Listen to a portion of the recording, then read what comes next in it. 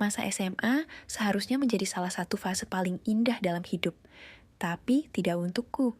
Aku hanya gadis biasa, atau lebih tepatnya, gadis yang sering jadi bahan ejekan. Aku tak cantik, kulitku gelap, tubuhku kurus, dan bajuku selalu lusuh. Setiap hari, aku dihina, dikucilkan, dan ditertawakan. Namun, siapa sangka hidupku berubah drastis. Kini, aku adalah pusat perhatian. Aku cantik, kaya, dan dihormati. Mereka yang dulu menginjakku, kini mengagumiku. Tapi semua ini ada harganya. Kisahku. Dari gadis jelek yang dibully, menjadi ratu di sekolah, namaku Rina. Sejak masuk SMA, aku selalu menjadi sasaran empuk untuk dihina. Setiap hari, ada saja yang mengejekku. Ih, Rina dekil banget. Kayak belum mandi seminggu. Pakai bedak kek, Rin. Atau emang gak ada duit? Pantas gak punya pacar. Mana ada cowok yang mau sama gembel kayak dia?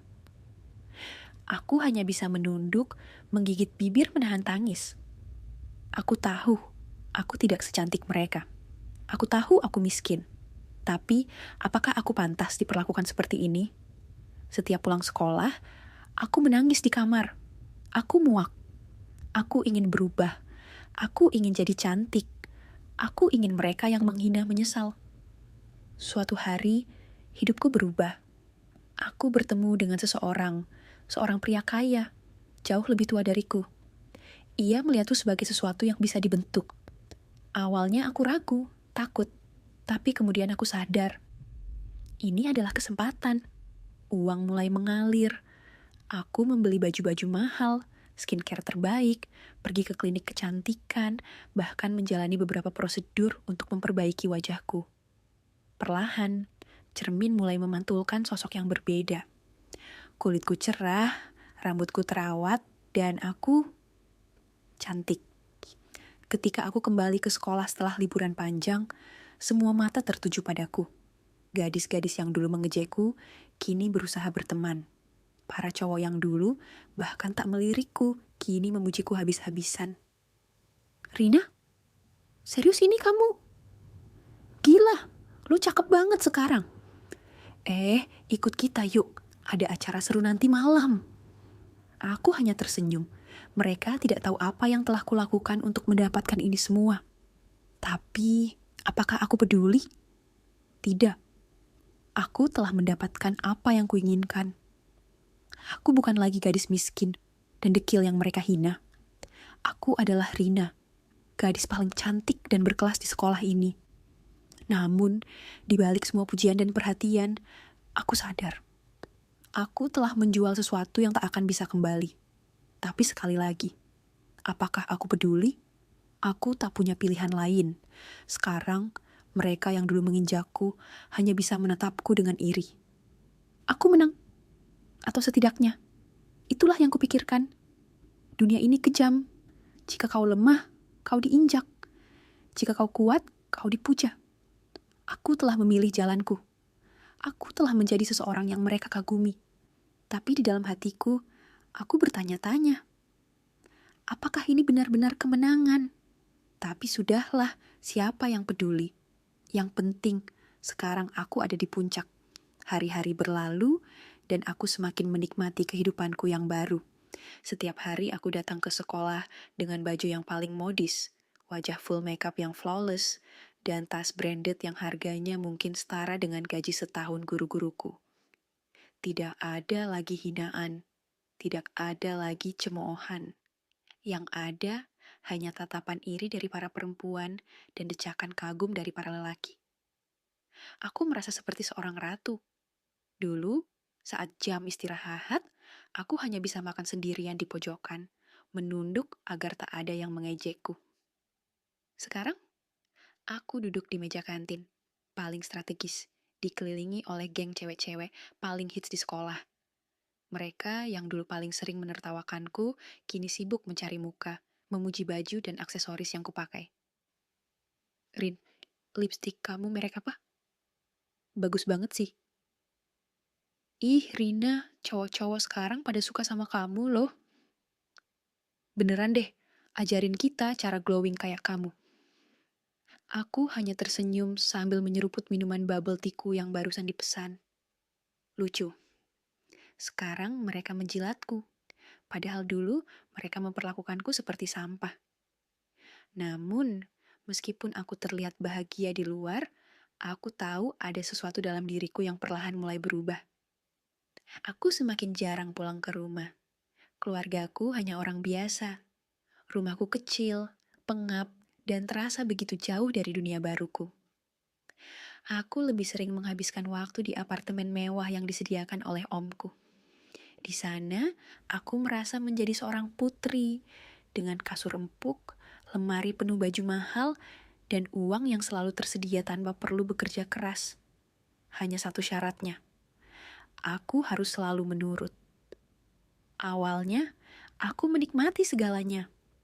Aku menikmati saat Om mengajakku makan di restoran bintang 5, memberiku hadiah-hadiah mahal, dan membawaku ke tempat-tempat eksklusif yang dulu hanya bisa kulihat di media sosial. Tapi lama-lama, aku mulai merasa hampa. Aku melihat diriku di cermin, gadis yang dulu jelek dan dekil kini berubah menjadi seseorang yang berbeda. Tapi, kenapa aku merasa tidak bahagia? Semua orang di sekolah mengagumiku, bahkan Bebe. Semua orang di sekolah mengagumiku, bahkan beberapa guru pun mulai memperlakukanku dengan lebih hormat. Namun, aku sadar bahwa semua ini hanya permukaan. Mereka tidak benar-benar peduli padaku. Mereka hanya terpesona oleh kecantikanku, oleh kemewahan yang sekarang menempel padaku. Suatu hari, saat aku sedang duduk di kelas, seorang cowok mendekatiku. Dia adalah Adrian, siswa paling pintar dan salah satu yang paling populer di sekolah. Tapi dia berbeda. Dia tidak seperti cowok-cowok lain yang hanya melihatku sebagai objek. "Rina, boleh aku bicara sebentar?" Katanya, suaranya tenang. Aku mengangkat alisku. Biasanya, cowok-cowok langsung mengajakku jalan atau sekadar menggombal. Tapi Adrian, dia tampak serius. "Apa?" Tanyaku dengan nada malas, memainkan ujung rambutku. Dia menatapku lama sebelum akhirnya berkata, "Apa kamu bahagia?" Aku tercekat. Aku ingin tertawa, ingin berkata, "Tentu saja." Tapi entah kenapa kata-kata itu tak keluar dari mulutku. Adrian masih menatapku, menunggu jawaban. Tapi sebelum aku sempat mengatakan apapun, bel berbunyi, menyelamatkanku dari pertanyaan yang terlalu sulit untuk dijawab. Tapi sejak hari itu, kata-kata Adrian terus terngiang di kepalaku. Apa aku benar-benar bahagia? Sejak hari itu, pertanyaan Adrian terus mengganggu pikiranku. Aku mencoba mengabaikannya. Aku meyakinkan diriku sendiri bahwa aku telah mencapai puncak. Aku memiliki segalanya, kecantikan, popularitas, dan kekayaan. Tapi entah kenapa, kata-katanya seperti duri kecil yang terus menusuk di sudut hatiku. Hingga suatu malam, dunia sempurnaku mulai retak. Malam itu, aku sedang duduk di apartemen mewah Om, mengenakan gaun sutra yang baru saja dibelikannya. Ponselku berbunyi. Pesan masuk dari Om. "Besok malam, temani Om ke acara penting. Pakai baju yang sudah Om siapkan. Jangan mengecewakan." Aku menggigit bibir. Aku tahu maksudnya. Acara seperti ini biasanya penuh dengan orang-orang kaya yang jauh lebih tua dariku. Mereka memandangku bukan sebagai manusia, tapi sebagai barang pajangan. Sesuatu yang cantik untuk dipamerkan. Aku ingin menolak. Tapi aku tahu, jika aku menolak, semuanya bisa berakhir. Aku menatap cermin besar di depanku. Wajahku sempurna. Hidungku lebih mancung dari dulu, bibirku penuh, kulitku halus dan bercahaya. Tapi di balik semua itu, aku melihat sesuatu yang dulu tidak ada di mataku. Ketakutan. Tiba-tiba, ponselku kembali berbunyi. Kali ini bukan dari Om, tapi dari nomor tak dikenal. Aku tahu siapa kamu sebenarnya. Kamu bukan siapa-siapa, dan aku akan memastikan semua orang tahu. Darahku membeku. Tanganku bergetar saat aku membaca ulang pesan itu. Siapa yang mengirim ini? Apa maksudnya? Jantungku berdebar kencang. Aku mencoba mengabaikannya, meyakinkan diri bahwa ini hanya lelucon iseng. Tapi dalam hati, aku tahu seseorang sedang mengawasiku. Keesokan paginya, di sekolah, sesuatu yang lebih buruk terjadi. Ketika aku berjalan di lorong, semua orang menatapku. Bukan dengan kekaguman seperti biasanya, tapi dengan bisikan dan tatapan aneh. Beberapa bahkan tertawa kecil sambil berbisik satu sama lain. Aku berhenti di depan kelas. Nafasku tercekat saat melihat layar proyektor yang masih menyala. Di sana, terpampang foto-foto dan pesan-pesan dari ponselku. Chat dengan Om, bukti transfer uang. Foto-foto yang hanya boleh dilihat oleh orang tertentu. Semua orang melihatnya. Aku merasakan tubuhku melemas. Seseorang telah mengkhianatiku. Seseorang telah membuka rahasiaku. Dan sekarang, semuanya hancur. Kepalaku terasa berputar. Keringat dingin mengalir di pelipisku. Mereka semua melihatku. Tertawa. Berbisik. Mulutku terbuka, tapi tidak ada suara yang keluar. Tanganku mencengkeram ujung rok dengan erat, berharap ini semua hanya mimpi buruk. Itu beneran Rina. Gila, dia jadi simpanan om-om. Pantes tiba-tiba jadi tajir. Mukanya aja cantik sekarang, tapi isinya tetap sampah. Aku merasa mual. Jantungku berdetak begitu cepat hingga aku takut akan pingsan. Tiba-tiba, sebuah suara menyadarkanku dari kepanikan. Siapa yang nyebarin ini? Adrian. Dia berdiri di tengah kelas. Wajahnya tegang, matanya tajam menyapu ruangan. Tapi tidak ada yang menjawab. Tidak ada yang peduli. Mereka terlalu sibuk merekam reaksiku, mengambil foto-foto wajahku yang pucat, tertawa puas melihat kejatuhanku. Aku berlari. Aku tidak tahu kemana. Aku hanya ingin pergi. Keluar dari kelas, keluar dari sekolah ini, keluar dari hidup yang kini berubah menjadi neraka. Kakiku berlari tanpa arah, menabrak orang-orang di lorong yang masih memandangiku dengan tatapan jijik. Suara mereka terus menggema di kepalaku. Pelacur! Murahan. Hahaha, lihat tuh mukanya. Aku mendorong pintu toilet dan menguncinya. Napasku terengah-engah. Tanganku gemetar saat meraih ponsel, mengetik pesan untuk Om. Tolong, mereka tahu. Tidak ada balasan.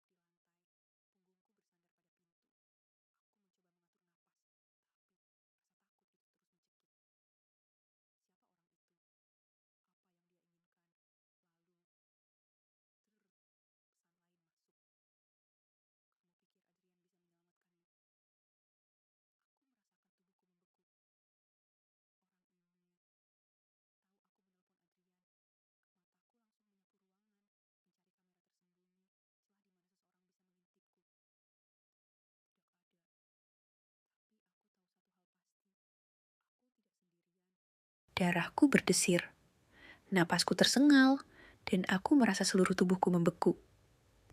Bagaimana dia tahu? Aku menatap sekeliling apartemen, mencari sesuatu, apa saja yang bisa menjelaskan bagaimana dia bisa melihatku. Kamera tersembunyi, mikrofon. Aku merasakan paranoia menjalar ke seluruh tubuhku. Pesan lain masuk. Jangan buang waktumu mencari. Aku lebih dekat dari yang kamu pikirkan. Sial, sial, sial. Aku meraih tirai jendela dan menutupnya rapat-rapat. Tapi itu tidak membuatku merasa lebih aman.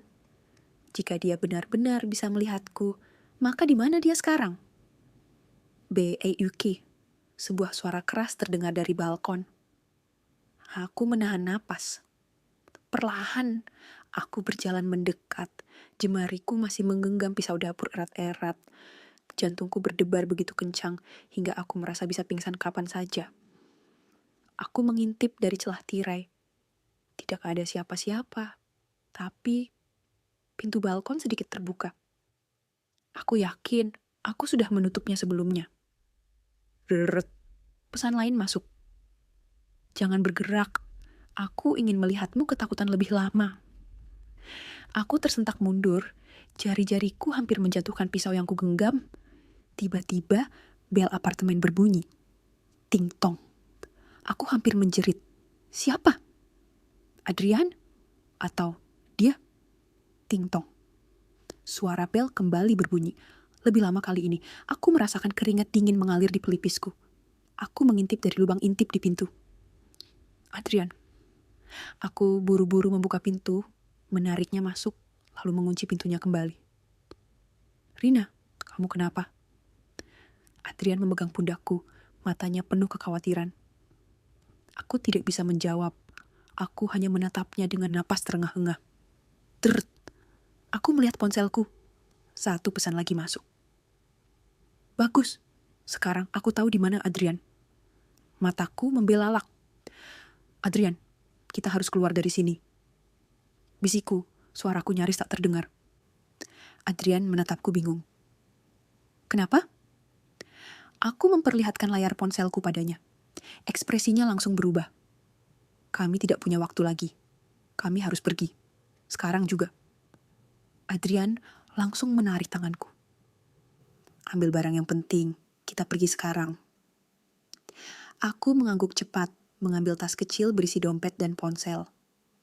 Aku ingin membawa lebih banyak, tapi setiap detik yang berlalu terasa seperti ancaman. Adrian mengintip keluar apartemen sebelum membuka pintu. Lorong sepi, hanya cahaya redup dari lampu yang berkedip-kedip. Dengan langkah hati-hati, kami berjalan cepat menuju lift. Drrrt, ponselku bergetar lagi. Aku merasakan dingin menjalar ke punggungku sebelum aku bahkan melihat pesan itu. Aku tidak pernah bilang kamu boleh pergi. Tiba-tiba, lampu lorong mati. Aku menahan napas. Gelap total. Lari. Bisik Adrian sambil menarik tanganku. Kami berlari menuju tangga darurat. Aku hampir tersandung. Tapi Adrian menahanku. Langkah kaki kami menggema, dan dalam kegelapan, aku mendengar sesuatu. Langkah lain. Seseorang ada di belakang kami. Aku tidak berani menoleh. Kami terus menuruni tangga, napasku semakin berat, lututku gemetar. Aku bisa merasakan bulu kuduku berdiri. Dia ada di belakang kita, Adrian. Bisikku ketakutan. Adrian tidak menjawab, tapi aku bisa merasakan genggamannya semakin erat. Kami terus turun, melewati satu lantai, dua lantai. Lalu suara itu berhenti. Aku menahan napas. Adrian juga berhenti mendengarkan. Tidak ada apa-apa. Keheningan yang lebih menakutkan daripada suara langkah kaki tadi. Aku menggigit bibir. Adrian, kita harus terus jalan. Bruk!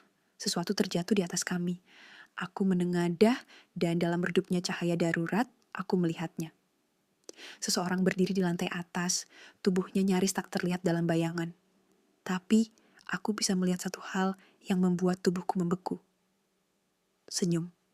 Senyum yang lebar. senyum yang seolah menikmati ketakutanku. Aku ingin berteriak, tapi suara itu terhenti di tenggorokanku. Adrian menarikku lagi. Turun sekarang. Kami kembali berlari, tapi aku bisa mendengar sesuatu dari atas. Bukan langkah kaki. Tawa. Pelan. Menyeramkan. Seolah dia tahu kami tidak bisa lari darinya. Langkah kami semakin panik. Nafasku tersengal-sengal, tapi aku tidak berani berhenti. Aku tidak peduli jika kakiku lemas. Aku tidak peduli jika paru-paruku terasa terbakar. Aku hanya ingin keluar dari sini. Tawa itu masih terdengar. Pelan, mengalir di udara seperti bisikan kematian. Aku menoleh ke belakang. Dia sudah tidak ada di atas. Aku langsung menelan ludah. Itu lebih buruk. Itu berarti dia bisa saja. Bruk! Sesuatu terjatuh dari lantai atas dan menghantam tangga di belakang kami. Aku menjerit dan hampir kehilangan keseimbangan. Tapi Adrian menahanku. Jangan lihat ke belakang. Terus jalan. Aku menurut. Aku tidak ingin melihat. Aku tidak ingin tahu apa yang ada di sana. Tangga darurat ini terasa tidak ada habisnya. Aku tidak tahu sudah turun berapa lantai, tapi rasanya kami tidak pernah sampai ke bawah. Lalu, aku menyadari sesuatu. Adrian pun menyadarinya. Dia berhenti di depanku, dadanya naik turun, matanya membelalak. Kami masih di lantai yang sama. Aku menoleh ke pintu terdekat, lantai 7. Kami sudah berlari menuruni tangga selama beberapa menit. Seharusnya kami sudah jauh lebih bawah. Tapi tidak, kami terjebak. Aku bisa merasakan tubuhku mulai bergetar. Ini gak masuk akal, Adrian. Suaraku nyaris berbisik. Adrian menggelengkan kepalanya, berusaha tetap tenang, tapi aku bisa melihat keringat dingin di pelipisnya. Ada sesuatu yang gak beres, kita harus cari jalan lain. Aku mengangguk cepat, mencoba berpikir jernih. Lalu, drut, ponselku kembali bergetar. Aku ragu untuk melihatnya. Tapi tanganku gemetar saat mengangkat layar ke wajahku. Satu foto. Aku membuka galeri, dan darahku langsung membeku. Itu foto kami berdua, di tangga darurat ini. Dari belakang. Seseorang ada di sini bersama kami. Tanganku mencengkeram ponsel erat-erat. Seluruh tubuhku gemetar. Seseorang ada di sini. Adrian meraih ponselku dan melihat foto itu. Wajahnya langsung menegang. Matanya menyapu sekeliling, mencari sesuatu atau seseorang. Tapi lorong tangga darurat ini kosong. Kosong. Dan sunyi. Terlalu sunyi. Aku bisa mendengar detak jantungku sendiri, bisa merasakan keringat dingin yang membasahi tengkukku. Lalu, brrrt, satu pesan lagi masuk. Aku tidak ingin membacanya. Tapi aku tidak bisa mengabaikannya. Perlahan, aku menatap layar. Jangan menoleh ke belakang. Dia sudah di sana. Aku merasakan seluruh tubuhku membeku. Aku ingin menoleh. Aku ingin melihat apakah ada yang berdiri di belakangku. Tapi aku tidak bisa. Aku tidak berani. Adrian menggenggam tanganku erat, seolah tahu aku sedang panik. Jangan lihat. Bisiknya, suaranya begitu pelan hingga hampir tidak terdengar. Kita jalan pelan-pelan, jangan buat suara. Aku menelan ludah, mengangguk sedikit. Kami mulai melangkah. 1 langkah, 2 langkah. Aku bisa merasakan sesuatu di belakangku. Bukan suara, tapi napas. Hembusan udara hangat tepat di tengkukku, seolah seseorang berdiri sangat dekat. Aku ingin menangis. Aku ingin berteriak. Tapi aku tahu kalau aku melakukannya, aku tidak akan selamat. Kami terus berjalan, langkah kami pelan dan terkendali. Aku berusaha fokus pada napasku, pada langkahku, pada genggaman Adrian yang masih ada di tanganku. Tapi, lalu sesuatu berbisik di telingaku. Bukan suara Adrian, bukan suara siapapun yang kukenal. Suara yang rendah, kasar, penuh dengan nada kejam yang membuat seluruh tubuhku merinding. Kamu pikir bisa lari? Itu cukup untuk membuatku menjerit. Aku berlari tanpa peduli lagi.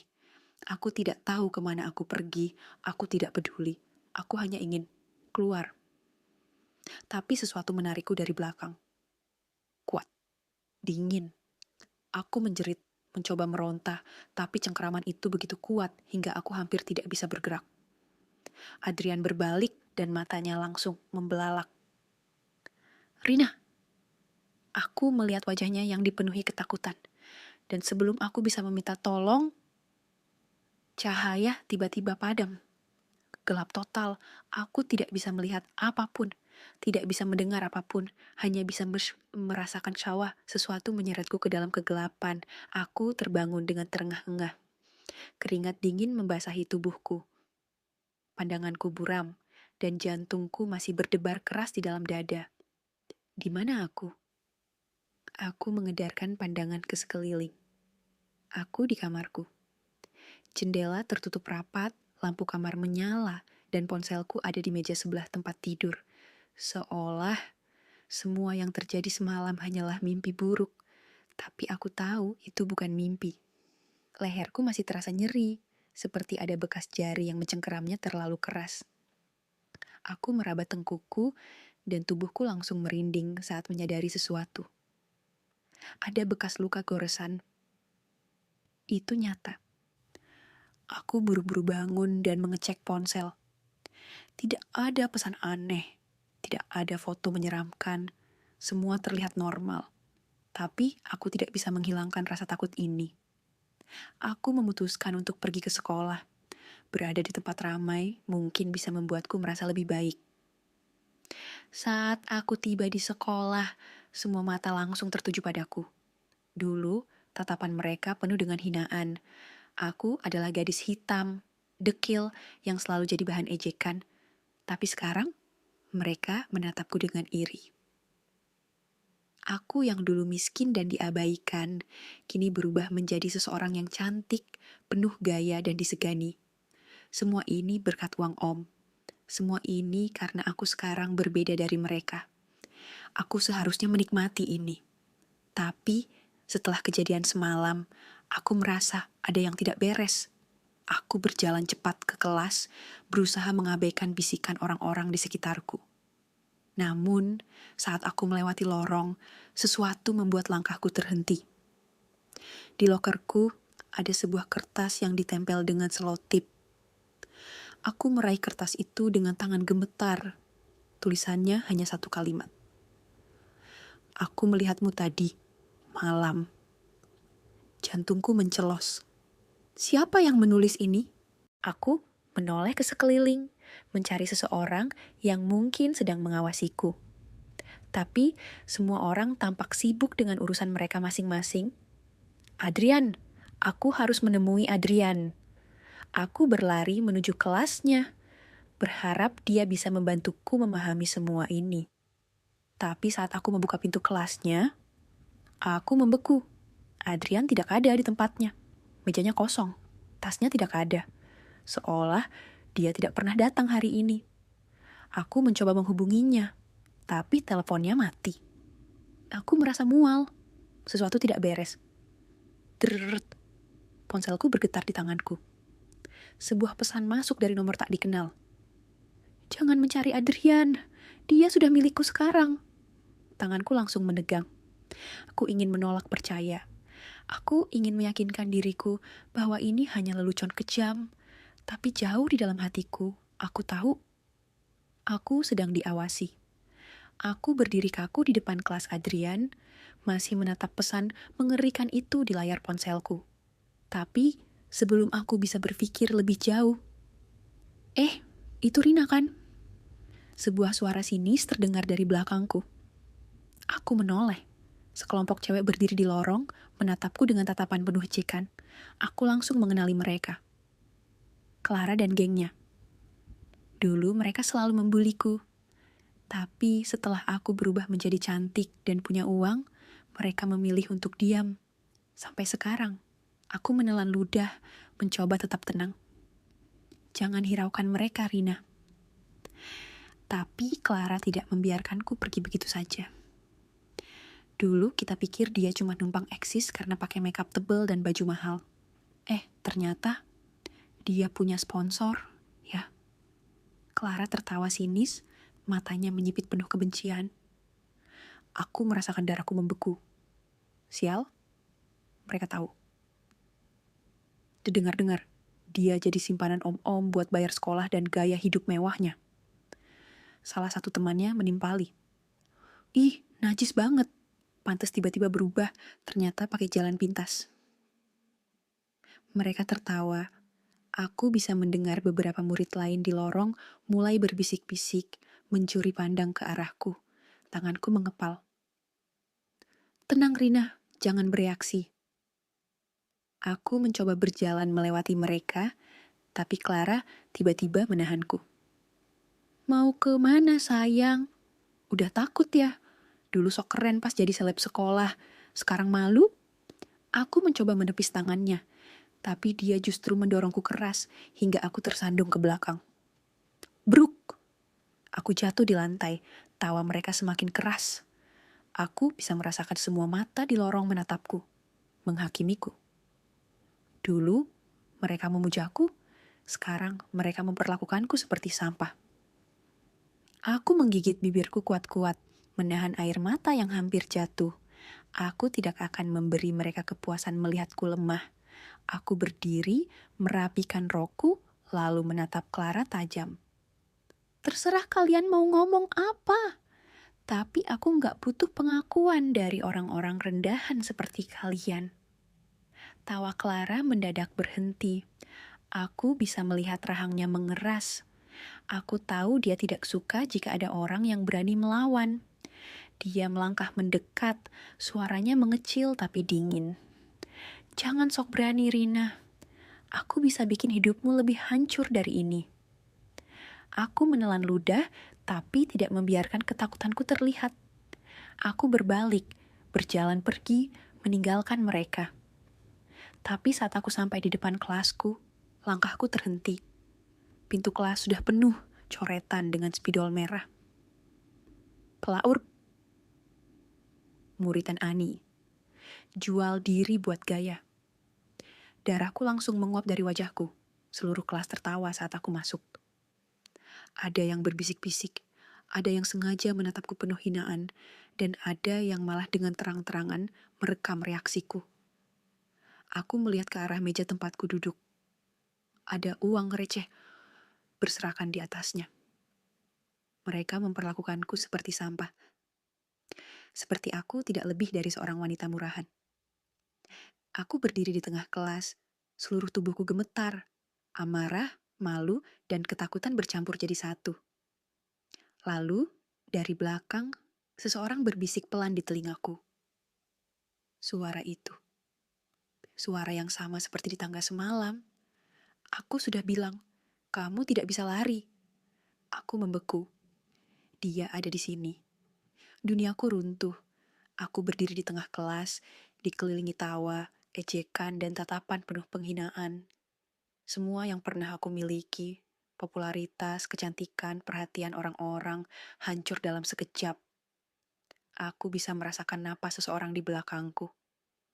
Suara yang berbisik di telingaku tadi, itu nyata. Dengan napas tersengal, aku menoleh cepat. Tidak ada siapa-siapa.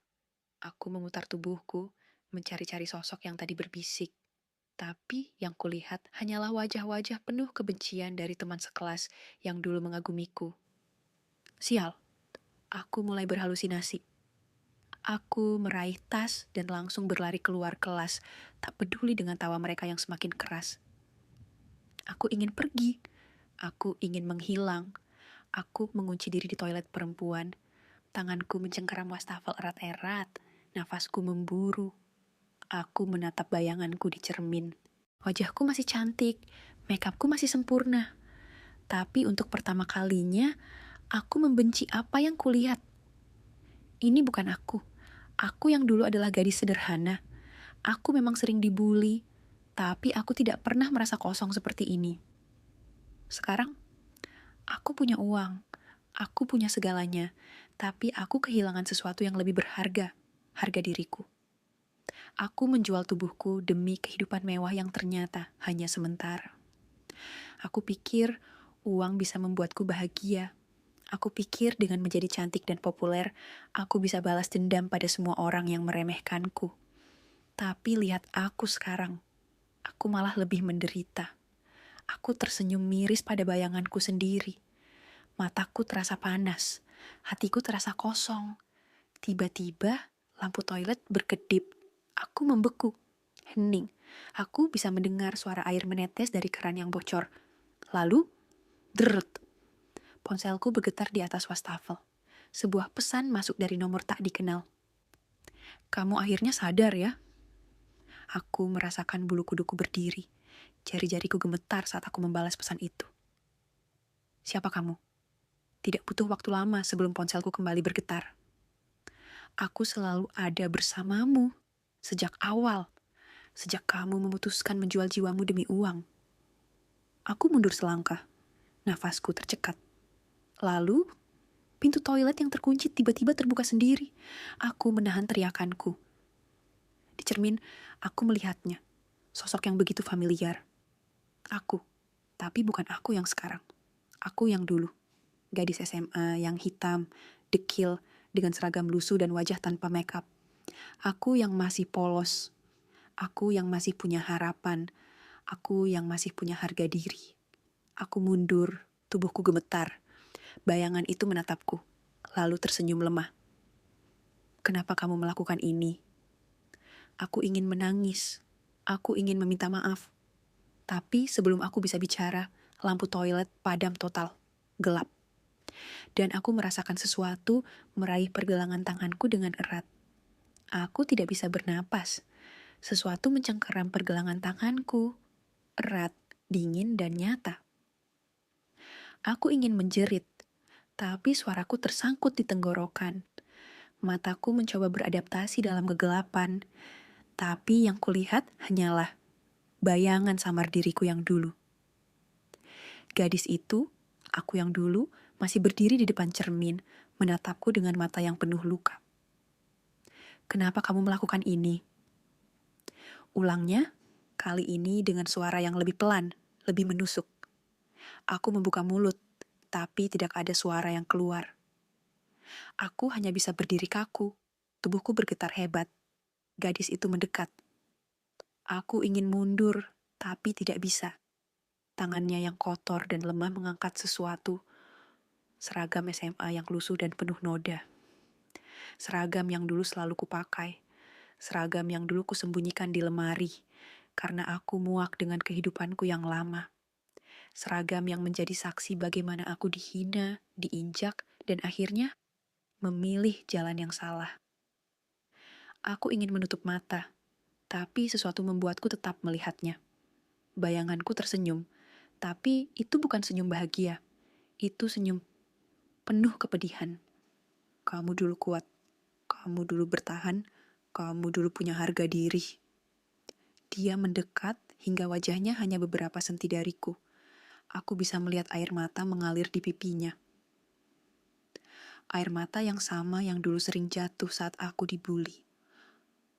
Tapi sekarang, kamu menjual dirimu sendiri, Rina. Kamu bukan aku lagi. Air mataku jatuh tanpa bisa kutahan.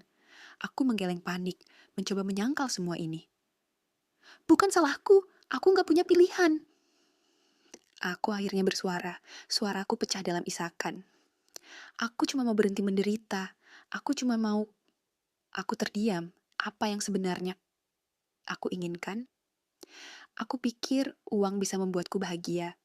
Aku pikir jika aku jadi cantik dan punya segalanya, hidupku akan sempurna. Tapi nyatanya, aku hanya menciptakan nerakaku sendiri. Aku telah menghancurkan diriku sendiri. Aku jatuh terduduk, menutupi wajahku dengan kedua tangan. Aku bisa merasakan tubuhku menggigil hebat. Maaf, suaraku bergetar. Aku gak tahu harus gimana. Hening. Aku tidak berani mengangkat wajahku. Tapi lalu, Aku merasakan sesuatu yang hangat menyentuh tanganku. Aku mengangkat wajah perlahan. Bayanganku tersenyum lembut. Untuk pertama kalinya sejak tadi, senyum itu terasa seperti milikku yang dulu. Kalau kamu benar-benar menyesal, suaranya begitu lembut, begitu dalam. Kembalilah sebelum semuanya terlambat. Aku membeku. Kembali. Bagaimana caranya? Aku ingin bertanya, ingin memohon lebih banyak jawaban. Tapi sebelum aku bisa mengatakan apapun, tiba-tiba, bruk, pintu toilet terbanting terbuka. Cahaya kembali menyala. Dan saat aku melihat ke depan, bayangan itu sudah menghilang. Aku masih terduduk di lantai, napasku tersengal, air mata masih mengalir di pipiku. Tapi untuk pertama kalinya setelah sekian lama, aku sadar aku harus memperbaiki semuanya. Hari itu adalah hari di mana aku akhirnya melihat diriku yang sebenarnya. Aku berdiri di depan cermin, menatap wajahku yang masih cantik berkat semua perawatan mahal. Tapi untuk pertama kalinya, aku merasa asing dengan bayanganku sendiri. Apa aku benar-benar bahagia? Jawabannya jelas. Tidak. Selama ini, aku berpikir bahwa kecantikan dan uang bisa memberiku kebahagiaan. Aku percaya bahwa dengan menjadi gadis paling populer di sekolah, aku bisa membalas semua hinaan dan ejekan yang dulu kuterima. Tapi kenyataannya, aku justru kehilangan segalanya. Harga diriku, kebahagiaanku, dan bahkan rasa hormat dari diriku sendiri. Aku telah menjadi budak dari ambisiku sendiri. Langkah pertama untuk memperbaiki semuanya adalah melepaskan semuanya. Aku mematikan ponselku. Semua pesan dari Om tidak lagi kubalas. Aku tahu ini akan berisiko. Dia bisa saja marah dan melakukan sesuatu padaku. Tapi aku sudah memutuskan. Aku tidak ingin hidup seperti ini lagi. Aku mulai menjual barang-barang mewah yang kubeli dengan uang kotor itu. Tas mahal, sepatu bermerek, kosmetik kelas atas, semua kujual diam-diam. Aku kembali memakai seragam sekolahku yang biasa. Aku berjalan melewati lorong sekolah dengan kepala tegak, meskipun bisikan dan ejekan masih mengikutiku kemanapun aku pergi. Aku tidak peduli lagi. Langkah kedua adalah meminta maaf. Aku tahu aku telah banyak menyakiti orang lain dalam perjalananku menuju kehidupan palsu ini. Salah satunya adalah sahabat kecilku dulu, Alia. Dia adalah satu-satunya yang tetap baik padaku saat aku masih jelek dan dekil. Tapi ketika aku berubah, aku justru meninggalkannya dan memilih berteman dengan orang-orang yang lebih keren. Hari itu, aku menemuinya di taman belakang sekolah. Dia sedang membaca buku, seperti biasa. Saat dia melihatku, ekspresinya terkejut. "Rina?" Aku menelan ludah, lalu menunduk dalam-dalam. "Maaf." Alia tidak langsung menjawab, tapi dia tidak terlihat marah. "Kenapa baru sekarang?" Tanyanya lembut. Aku menggigit bibir. Karena aku baru sadar bahwa aku telah kehilangan sesuatu yang lebih penting daripada uang atau popularitas. Alia terdiam, lalu tanpa kuduga dia tersenyum. "Kalau begitu, ayo mulai dari awal lagi." Aku hampir menangis. Aku tidak pantas mendapatkan maaf semudah itu. Tapi Alia tetap menerimaku. Untuk pertama kalinya, dalam waktu yang lama, aku merasa ada seseorang yang benar-benar peduli padaku. Bukan karena uangku, bukan karena wajahku, tapi karena aku adalah aku. Langkah ketiga adalah menerima konsekuensi. Meskipun aku telah mencoba berubah, aku tahu bahwa masa laluku tidak akan begitu saja menghilang. Orang-orang masih membicarakanku di belakang. Clara dan gengnya masih sering mengejekku. Bahkan beberapa murid laki-laki mulai memandangku dengan tatapan merendahkan, seolah aku tidak lebih dari barang yang sudah digunakan.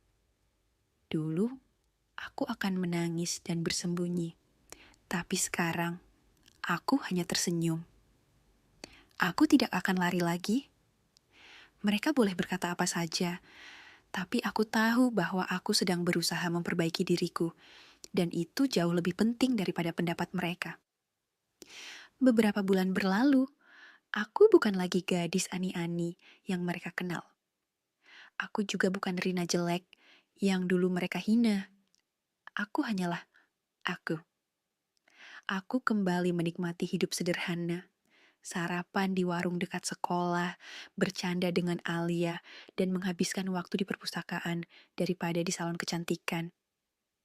Aku tidak kaya, aku tidak populer, aku bukan pusat perhatian lagi. Tapi untuk pertama kalinya dalam hidupku, aku benar-benar bahagia. Tahun-tahun berlalu lebih cepat dari yang kusadari.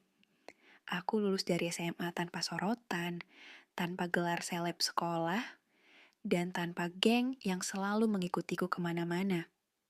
Tapi, aku lulus dengan sesuatu yang jauh lebih berharga. Harga diriku yang kembali. Aku melanjutkan kuliah dengan uang hasil kerja keras sendiri. Aku bekerja paruh waktu, menghemat setiap rupiah, dan menolak kembali ke jalan yang dulu pernah kupilih. Aku tahu jalanku tidak akan mudah, tapi aku tidak ingin mengulangi kesalahan yang sama. Aku ingin hidup dengan terhormat. Beberapa tahun kemudian, sekarang aku duduk di sebuah ruangan kantor megah di lantai 20 gedung pencakar langit. Aku bukan lagi gadis SMA yang dulu diremehkan. Aku bukan lagi seseorang yang hidup dari belas kasihan orang lain. Aku adalah seorang wanita karir sukses. Aku bekerja di sebuah perusahaan besar, hasil dari bertahun-tahun perjuangan dan pengorbanan. Aku memiliki cukup uang untuk hidup nyaman, tapi kali ini uang itu berasal dari keringat dan kerja kerasku sendiri. Yang lebih penting dari itu, aku bisa membahagiakan orang tuaku. Aku membeli rumah kecil untuk mereka, memastikan mereka tidak perlu bekerja keras lagi. Aku melihat senyum bangga di wajah ibuku setiap kali dia berbicara tentangku kepada tetangga. Ayahku, yang dulu selalu diam dan kecewa dengan pilihanku, kini menatapku dengan penuh rasa hormat. Aku telah menebus kesalahanku. Untuk kalian yang mendengar ceritaku, mungkin beberapa dari kalian pernah merasa seperti aku dulu. Merasa tidak cukup baik, merasa dunia ini tidak adil, merasa ingin mengambil jalan pintas untuk mendapatkan kebahagiaan. Tapi percayalah, tidak ada kebahagiaan yang datang dari sesuatu yang instan. Kecantikan bisa pudar, popularitas bisa hilang. Tapi harga diri dan kehormatan, itu adalah sesuatu yang harus kita jaga seumur hidup.